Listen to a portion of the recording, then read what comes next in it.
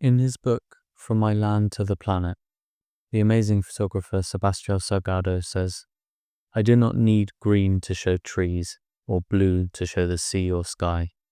Color doesn't interest me much in my photography." He goes on to say, "Of course, reality is not like this, but looking at an image in black and white, it gets inside us, we digest it, and subconsciously we color it.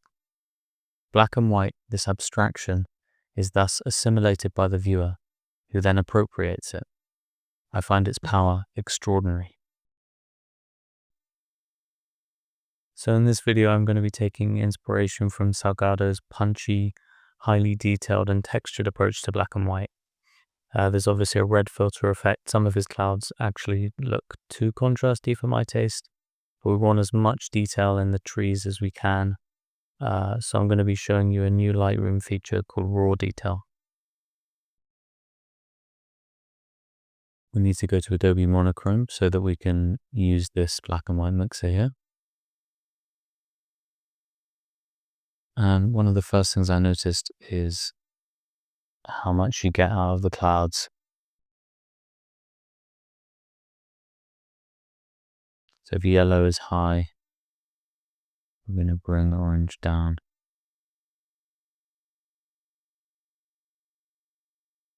Try and pull the maximum contrast possible. Now, I would normally go over maybe 35 in texture, almost ever, but we're going to go Salgado. So we're going to go super punchy with this. And I'm actually adding a little bit of haze as well to add to the moodiness. Now there's another thing you can do, which has only recently appeared in Lightroom, called Raw Details. You find this in the Detail tab. And if you click this, you will get even more detail out of your raw file than you already had. So if you look at the tree bark here, we're getting a huge amount of texture now. It's kind of a wild amount of texture. Great, so I'm gonna see what more we can get. And I'm also happy in this to go all the way to black to get as many zones as possible.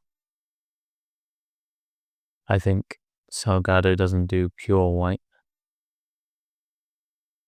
so let's maybe go there. Okay, so I'm just gonna copy the edit settings, Command C or Control C, and paste them over. See how they do.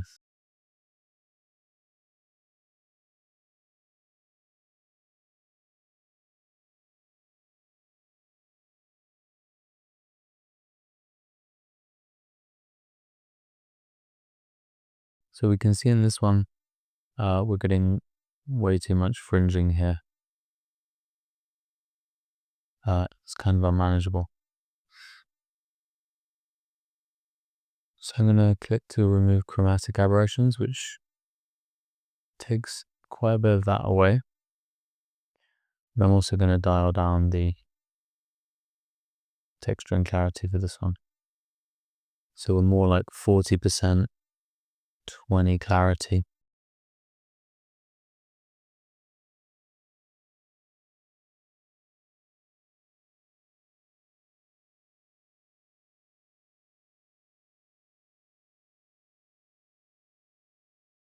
And this is looking super sharp now.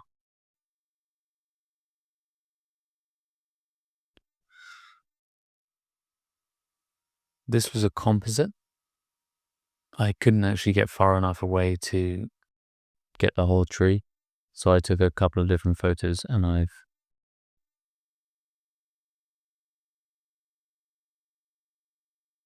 had to build them again in post.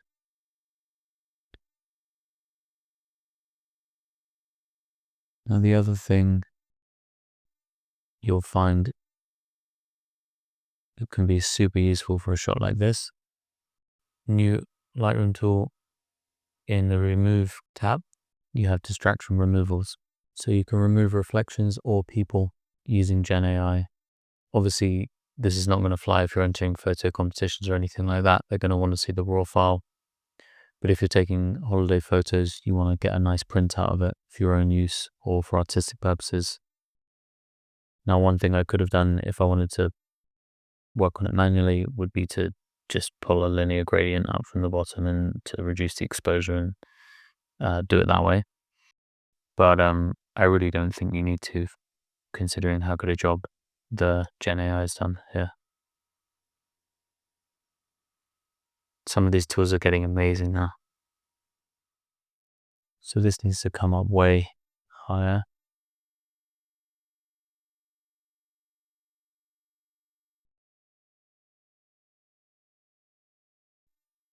And again, I'm going to remove the chromatic aberrations so we don't get those weird edges.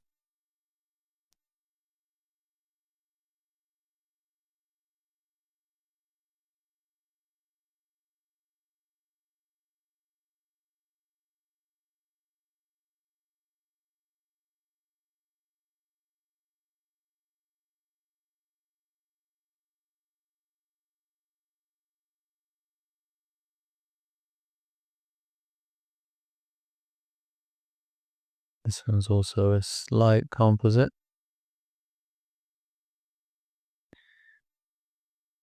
I think it'd look a little nicer if I crop out this fence.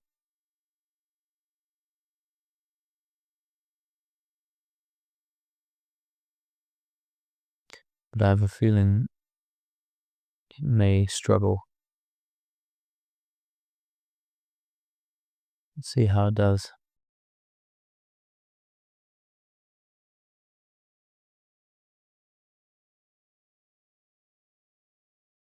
That's pretty good, you know. I often find you have to look at the variations to understand what's being changed. And we can look, using this eye, we can look at what it looked like before. It's a bit different, but it's not killer. I'm actually going to bring the exposure down a little so that I can get more out of the clouds there.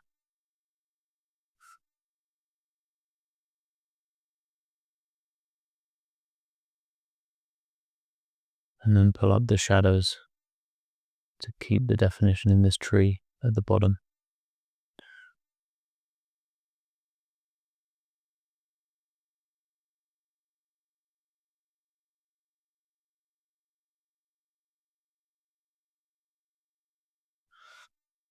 And he's looking great as a series. I think you could do a bit more work. I certainly think this is too dominant on the left. I might even do that as a square crop. But then you lose some of the fun of all the roots.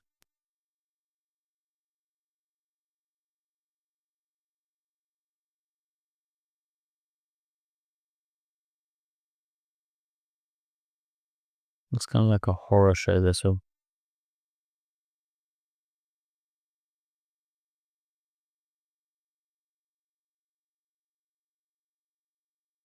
Yeah.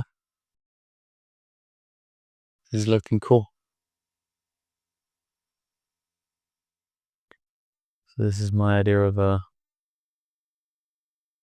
how Salgado gets the super punchy, super high contrast black and white.